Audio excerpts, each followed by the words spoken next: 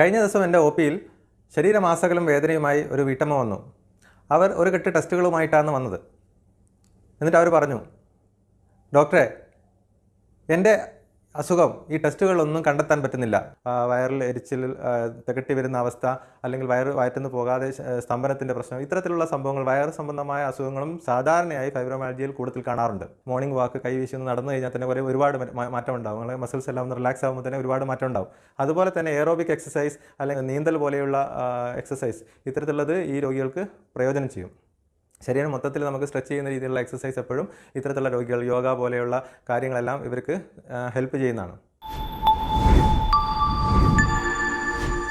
കഴിഞ്ഞ ദിവസം എൻ്റെ ഒ പിയിൽ ശരീരമാസകലം വേദനയുമായി ഒരു വീട്ടമ്മ വന്നു.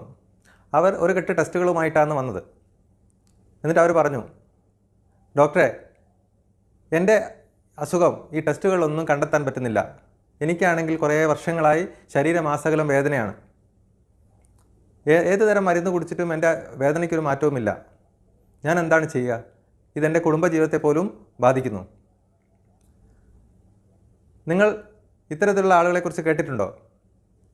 അതെ, ശരീരമാസകലം വേദനയുണ്ടാക്കുന്ന ഒരു അസുഖത്തെക്കുറിച്ചാണ് ഇന്നത്തെ എൻ്റെ ചർച്ച. ഞാൻ doctor Nishad P K, consultant pain physician, cortex spine and pain care, Eranhipalam. Fibromyalgia എന്താണ് ഈ അസുഖം? എന്തൊക്കെയാണ് ഇതിൻ്റെ പ്രത്യേകതകൾ? അതിൻ്റെ ചികിത്സാ രീതികൾ എന്തൊക്കെയാണ് എന്നതിനെക്കുറിച്ചാണ് ഇന്ന് നമ്മൾ ചർച്ച ചെയ്യുന്നത്. എന്താണ് യഥാർത്ഥത്തിൽ ഫൈബ്രോമയാൾജിയ? ഇതിൻ്റെ ഏറ്റവും വലിയ പ്രത്യേകത ശരീരം മൊത്തത്തിലുള്ള വേദനയാണ്. അതായത് 2 കൈകളിലും 2 കാലുകളിലും ശരീരം മൊത്തത്തിലുള്ള ഭാഗത്ത് വേദന അനുഭവപ്പെടും. ഇതിന് സാധാരണയായി നമുക്ക് ശരീരത്തിൻ്റെ ഏതെങ്കിലും ഒരു ഭാഗത്ത് ചെറിയൊരു വേദനയായിട്ട് തുടങ്ങിയതായിരിക്കും. ഒന്നുകിൽ ഒരു വലത്തെ കൈയോ അല്ലെങ്കിൽ കഴുത്തിൻ്റെ ഭാഗത്ത് അല്ലെങ്കിൽ നടുവിൻ്റെ ഭാഗത്ത് ഒരു വേദനയായിട്ട് തുടങ്ങി പിന്നീട് അത് മെല്ലെ മെല്ലെ ശരീരമാസകലം വ്യാപിച്ച് ശരീരം മൊത്തത്തിൽ വേദനയായി മാറുന്നു. വർഷങ്ങൾ കൊണ്ട് ഉണ്ടാവുന്നതാണ്. കഴിഞ്ഞ 4-5 വർഷമായി വേദന അനുഭവിക്കുന്നു. ആദ്യം നമുക്ക് തുടങ്ങിയത് കഴുത്ത് വേദനയായിരിക്കും.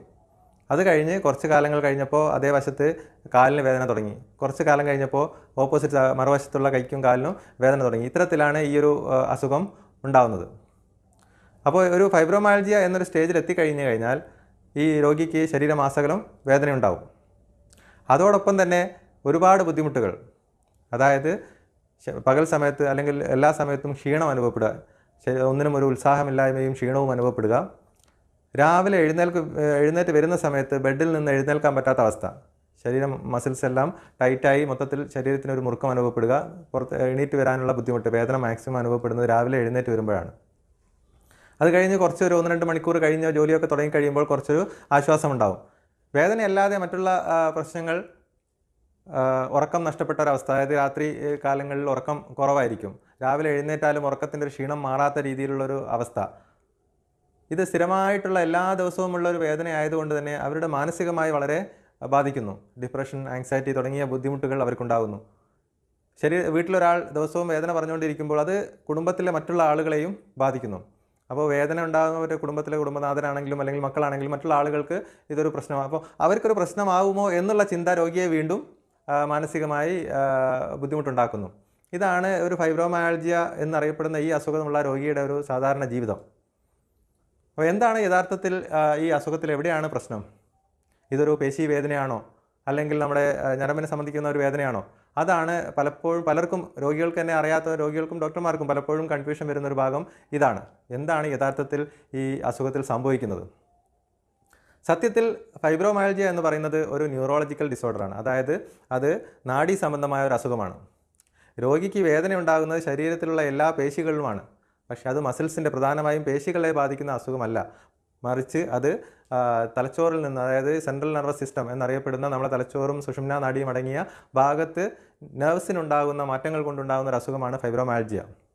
അത് തുടങ്ങാൻ കാരണം തുടക്കത്തിൽ ഇതുപോലെ വല്ല പരിക്കുകളോ അല്ലെങ്കിൽ ഏതെങ്കിലും ഒരു മസിൽസിൻ്റെയോ അല്ലെങ്കിൽ ഏതെങ്കിലും ഒരു ഡിസ്കിൻ്റെയോ ഭാഗത്തുണ്ടാകുന്ന ചെറിയ അസുഖമായിട്ടായിരിക്കും തുടങ്ങിയിട്ടുണ്ടാകുക. പക്ഷേ തുടർച്ചയായി നമ്മുടെ ശരീരത്തിൻ്റെ ഏതെങ്കിലും ഒരു ഭാഗത്ത് വേദന അനുഭവപ്പെടുകയും ആ വേദന ഈ നെർവ്സ്, നാഡികൾ വഴി സ്പൈനൽ കോഡിലൂടെ തലച്ചോറിലെത്തുന്നു.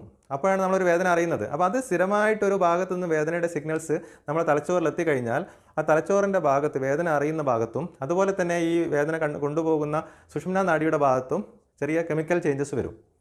അവിടെ ഉണ്ടാകുന്ന ആ മാറ്റത്തിനാണ് സെൻട്രൽ സെൻസിറ്റൈസേഷൻ എന്ന് പറയുന്നത്. അതായത് നമ്മുടെ നെർവ്സ് കൂടുതൽ സെൻസിറ്റീവ് ആവുകയാണ്. ആദ്യം ഒരു സ്ഥലത്തുനിന്ന് ഒരു വേദന നമ്മൾ തൊട്ട് കഴിഞ്ഞാൽ അല്ലെങ്കിൽ എന്തെങ്കിലും ഒരു വേദന ഉണ്ടായിക്കഴിഞ്ഞാൽ അത് ഒന്നായിട്ടാണ് അറിയുന്നതെങ്കിൽ ഈ ഒരു അവസ്ഥയിലെത്തുമ്പോൾ ഒരു വേദന 10 മടങ്ങായിട്ട് 100 കണക്കിന് വേദനയായിട്ട് നമുക്ക് അനുഭവപ്പെടും. അതായത് വേദനയുടെ കാഠിന്യം കൂടുന്നു. ചെറിയതൊരു സ്റ്റിമുലസ് ഉണ്ടാകുമ്പോൾ തന്നെ വേദന കൂടുന്നു. അത്തരത്തിലൊരു അവസ്ഥയിലേക്ക് വരുന്നതിനാണ് സെൻട്രൽ സെൻസിറ്റൈസേഷൻ എന്ന് പറയുന്നത്. ഇത്തരത്തിൽ ബ്രെയിനിലും സ്പൈനൽ കോഡിലും വരുന്ന മാറ്റങ്ങൾ കൊണ്ടാണ് ഈ ഫൈബ്രോമയാൽജിയ എന്നൊരു അസുഖം ഉണ്ടാകുന്നത്. അതുകൊണ്ട് എന്താ സംഭവിക്കുന്നത്? ശരീരം മൊത്തത്തിൽ ഒരുപോലെ നമുക്ക് വേദന ഉണ്ടാവും. ഏതെങ്കിലും ഒരു മസിലിൻ്റെ ഭാഗത്ത് പിടിച്ച് ഞെക്കിയാൽ നമ്മൾ ടെൻഡർ പോയിൻറ്റ്സ് എന്ന് പറയും. മസിൽസിൻ്റെ ശരീരത്തിൻ്റെ പല പോയിൻറ്റുകൾ അവിടെ നമ്മൾ ഞെക്കിക്കഴിഞ്ഞാൽ നല്ലപോലെ വേദന ഉണ്ടാവും. രോഗിക്ക് ശക്തമായ വേദന ഉണ്ടാവും. ചിലപ്പോൾ തട്ടുമ്പോൾ തന്നെ ചെറുങ്ങനെ തൊടുമ്പോൾ തന്നെ വേദന ഉണ്ടാവും. ഇതൊക്കെയാണ് അതുകൊണ്ടുണ്ടാകുന്ന പ്രശ്നങ്ങൾ. ഇതോടൊപ്പം തന്നെ ഈ കെമിക്കൽ ചേഞ്ചസ് ആ വേദനയുടെ പെയിൻ സെൻറ്ററും മറ്റുള്ള ഇമോഷണൽ സെൻറ്ററുമായി കണക്ഷൻ ഉള്ളത് കൊണ്ട് തന്നെ ഇവർക്ക് അതിനെ അനുബന്ധിച്ച് തന്നെ മറ്റുള്ള ഇമോഷണൽ ഡിസ്റ്റർബൻസസ്, ആങ്സൈറ്റി, ഡിപ്രഷൻ തുടങ്ങിയ പ്രശ്നങ്ങൾ ഇതിൻ്റെ കൂട്ടത്തിലുണ്ടാകുന്നു. ഇതേ സംഭവം തന്നെ നമ്മുടെ ബവലുമായി, അതായത് കുടലുമായി കണക്ഷൻ ഉള്ളത് കൊണ്ട് തന്നെ ഇത്തരത്തിലുള്ള മിക്ക രോഗികൾക്കും അതിനോടനുബന്ധമായി തന്നെ ഗ്യാസിൻ്റെ പ്രശ്നം, വയറിൽ എരിച്ചിൽ, തികട്ടി വരുന്ന അവസ്ഥ, അല്ലെങ്കിൽ വയറ്റിന്ന് പോകാതെ സ്തംഭനത്തിൻ്റെ പ്രശ്നം, ഇത്തരത്തിലുള്ള സംഭവങ്ങൾ, വയറ് സംബന്ധമായ അസുഖങ്ങളും സാധാരണയായി ഫൈബ്രോമയാൽജിയയിൽ കൂടുതൽ കാണാറുണ്ട്. പലപ്പോഴും ഈ രോഗിക്ക് ഇത് ഓരോന്നും വേറെ ആയിട്ട് തലവേദന ഉണ്ടാവും, വയറിന് അസ്വസ്ഥതകൾ ഉണ്ടാവും, ശരീരം മൊത്തത്തിൽ വേദന ഉണ്ടാവും. അപ്പോൾ ഓരോന്നും ഓരോ സ്ഥലത്ത് മാറി മാറി ചികിത്സിക്കുന്ന ഒരു അവസ്ഥയിലാണ് ഉണ്ടാവുക. സത്യത്തിൽ ഇതെല്ലാം ഇൻ്റർ കണക്റ്റഡ് ആയിട്ടാണ്. ഈ ഒരു അസുഖത്തിൽ ശരീരത്തിൽ പല ഭാഗങ്ങളായി പല അസ്വസ്ഥതകളായിട്ടാണ് അനുഭവപ്പെടുന്നത്. അപ്പോൾ എന്താണ് നമുക്കിതിൽ ചെയ്യാൻ പറ്റുക? എന്ത് ടെസ്റ്റ് ചെയ്തിട്ടാണ് ഇത് കണ്ടുപിടിക്കാൻ പറ്റുക? അവിടെയാണ് ഏറ്റവും വലിയൊരു പ്രശ്നം. അതായത് ഈ രോഗികളുടെയും ഈ കുടുംബത്തിലുള്ള മറ്റുള്ള ആളുകളുടെയും സ്ഥിരമായിട്ടുള്ള കംപ്ലയിൻറ്റ് ഒരുപാട് ടെസ്റ്റുകൾ ചെയ്തു. അതായത് ഇത്തരം രോഗികളെ എല്ലാ ബ്ലഡ് ടെസ്റ്റുകളെല്ലാം ചെയ്തു, അതുപോലെ സ്കാനിങ് ചെയ്തു. പക്ഷേ എന്നിട്ടും എല്ലാം നോർമൽ. അപ്പോൾ ടെസ്റ്റുകളിലൊന്നും കണ്ടെത്താൻ പറ്റുന്നില്ല എന്നുള്ളൊരു കംപ്ലയിൻറ്റ് സാധാരണയായി എല്ലാ രോഗികളും പറയുന്നൊരു കാര്യമാണ്. അവരുടെ ഏറ്റവും വലിയൊരു സങ്കടം അത് തന്നെയാണ്. അതായത് എൻ്റെ അസുഖം ആർക്കും കണ്ടെത്താൻ പറ്റുന്നില്ല. കാരണം ടെസ്റ്റുകൾ കണ്ടെത്തുന്ന ഇപ്പോൾ ഇതൊരു റിപ്പോർട്ട് കാണിച്ച് ഇതാണ് നിങ്ങളുടെ പ്രശ്നം എന്ന് പറയുമ്പോൾ അവർക്കുണ്ടാകുന്ന ഒരു സാറ്റിസ്ഫാക്ഷൻ ഈ ഫൈബ്രോമയാൽജിയ രോഗികൾക്ക് കിട്ടില്ല. കാരണം വെച്ചാൽ അത് ടെസ്റ്റുകളിലൂടെ കണ്ടെത്താൻ പറ്റുന്ന ഒരു അസുഖമല്ല. പിന്നെ എന്തിനാണ് ടെസ്റ്റുകൾ ചെയ്യുന്നത്? ടെസ്റ്റുകൾ പലപ്പോഴും ചെയ്യുന്നത് മറ്റുള്ള അസുഖങ്ങൾ, ഇത്തരത്തിൽ ശരീരം മൊത്തത്തിൽ വേദനയുണ്ടാക്കുന്ന മറ്റുള്ള അസുഖങ്ങൾ ഇല്ല എന്ന് ഉറപ്പുവരുത്താനാണ് പലപ്പോഴും ടെസ്റ്റുകൾ ചെയ്യുന്നത്.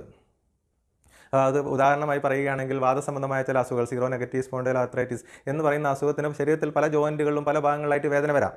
അപ്പോൾ അത്തരത്തിലുള്ള ചില അസുഖങ്ങൾ നമുക്ക് കൃത്യമായി ഈ വാദസംബന്ധമായ ചില അസുഖങ്ങൾ ഇല്ല എന്ന് ഉറപ്പുവരുത്തൽ പ്രധാനമായി ആവശ്യമുള്ള കാര്യമാണ്. അപ്പോൾ അത്തരത്തിലുള്ള ഈ അസുഖങ്ങളൊന്നും ഇല്ല എന്നുള്ള ആവശ്യത്തിന് വേണ്ടി മാത്രമാണ് ഈ ഫൈബ്രോമയാൽജിയ പോലെയുള്ള സിംറ്റംസ് ഉള്ള ആളുകളിൽ ടെസ്റ്റുകൾ ചെയ്യുന്നത്.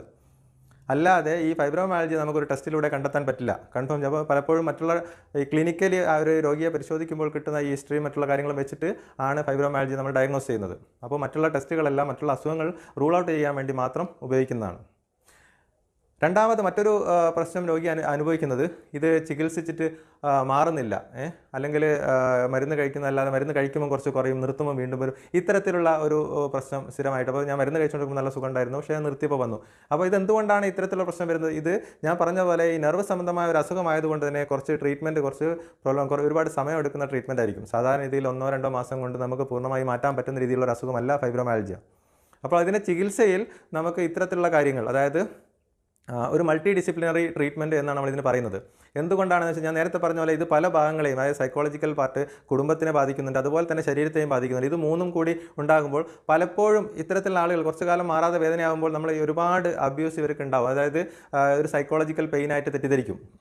ഇത് എല്ലാവരും നിനക്ക് ഒന്നുമില്ല, ടെസ്റ്റൊക്കെ നോർമലാണ്, നിനക്ക് വട്ടാണ്, അല്ലെങ്കിൽ നിൻ്റെ തലയിലാണ് എല്ലാ അസുഖവും എന്നുള്ള കമൻറ്റ്സ് അവർക്ക് സ്ഥിരമായിട്ട് കേൾക്കും. അത് ശരിക്കും മറ്റുള്ള കൂടുതൽ ഇത് ആഘാതം പിന്നെയും കൂട്ടുകയാണ്. കൃത്യമായി അവരുടെ തലച്ചോറിൽ നടക്കുന്ന കെമിക്കൽ രാസവസ്തുക്കളുടെ ചേഞ്ചസ് കാരണം ഉണ്ടാകുന്ന ഒരു അസുഖമാണ്. പക്ഷേ ടെസ്റ്റുകളിൽ കണ്ടെത്താത്തതുകൊണ്ട് മാത്രം അവർക്കുണ്ടാകുന്ന ബുദ്ധിമുട്ടുകളാണിത്. അപ്പോൾ കൃത്യമായിട്ട് ഈ ഒരു എല്ലാ കമ്പോണൻസും ഉള്ളത് കൊണ്ട് തന്നെ ഇത്തരത്തിലുള്ള രോഗികളെ ചികിത്സിക്കുമ്പോൾ നമുക്ക് മൾട്ടി ഡിസിപ്ലിനറി ട്രീറ്റ്മെൻ്റ് ആണ് ഇതിനാവശ്യം വരുന്നത്. അതായത് നമുക്ക് മെഡിസിൻസ് വേണ്ടി വരും. ഈ നെർവ് സംബന്ധമായ പ്രശ്നങ്ങൾ ശരിയാക്കാൻ വേണ്ടി മെഡിസിൻസ് വേണ്ടി വരും. അതോടൊപ്പം തന്നെ ഫിസിയോതെറാപ്പി പോലെയുള്ള ട്രീറ്റ്മെൻറ്റ്, ഒക്യുപേഷണൽ തെറാപ്പി, ഫിസിയോതെറാപ്പി പോലെയുള്ള കാര്യങ്ങൾ വേണ്ടി വരും. അതായത് ആ ശരീരത്തിലെ മസിൽസ് റിലാക്സ് ചെയ്യാനും മറ്റുള്ള കാര്യങ്ങൾ, മസിൽസിൻ്റെ ശക്തി, പേശി ശക്തി ഇമ്പ്രൂവ് ചെയ്ത് കൊണ്ടുവരാനും അത്തരത്തിലുള്ള ഇത് ആവശ്യം വരും. കൂടെ നമുക്ക് സൈക്കോതെറാപ്പി, സൈക്കോളജിസ്റ്റിൻ്റെ സഹായം ആവശ്യം വരും. അതായത് ഈ കോഗ്നിറ്റീവ് ബിഹേവിയറൽ തെറാപ്പി പോലെയുള്ള ട്രീറ്റ്മെൻറ്റ് വഴി നമുക്ക് അവർക്കുണ്ടായ മാനസിക പ്രശ്നങ്ങൾ, മാനസികമായിട്ടുണ്ടാകുന്ന ബുദ്ധിമുട്ടുകൾ ഇതിൽ നിന്ന് മാറ്റിക്കൊണ്ടുവരാൻ പറ്റും. അപ്പോൾ ഇത്തരത്തിൽ പല ആംഗിളിൽ നിന്നും നമ്മൾ ട്രീറ്റ്മെൻറ്റ് എടുക്കുമ്പോഴാണ് ഈ രോഗിക്ക് മാക്സിമം ബെനിഫിറ്റ് കിട്ടുന്നത്.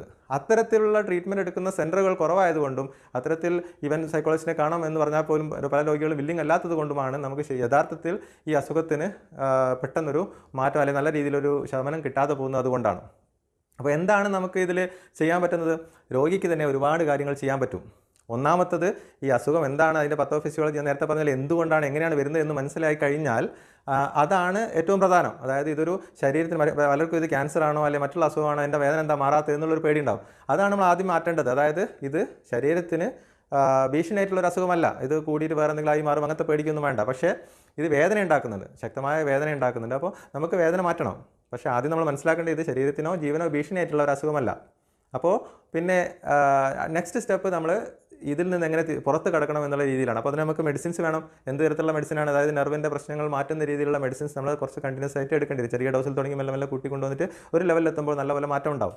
എങ്കിൽ വേദന സംഹാരികൾ കഴിച്ചിട്ടല്ല ഇതിൽ നമ്മൾ ചികിത്സിക്കുന്നത്.